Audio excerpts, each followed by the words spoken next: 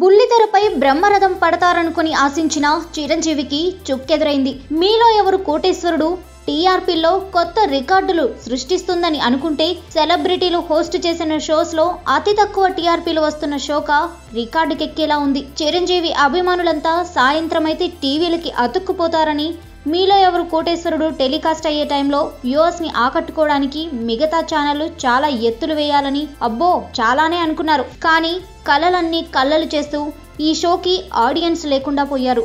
ఎప్పుడో బోర్ కొట్టేసినా ఎలాంటి నవ్యత లేని కార్యక్రమాన్ని చూసేందుకు జనాల్లో ఆసక్తి లేదు. చిరంజీవి కోసమని వినోదాత్మకంగా ఉండే మిగతా కార్యక్రమాలని వదిలేసుకొని ఎవరు bore feel అవ్వలేరుగా.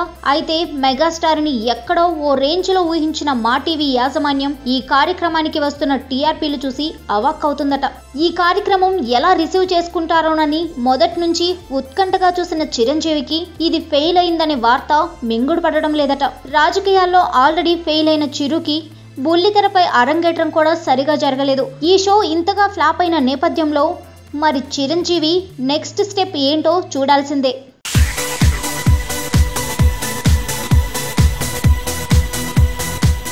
Hi yo-yo viewers, subscribe చేసేటప్పుడు అక్కడ ఉండే గంట సింబల్ను ప్రెస్ చేయడం మర్చిపోవద్దు.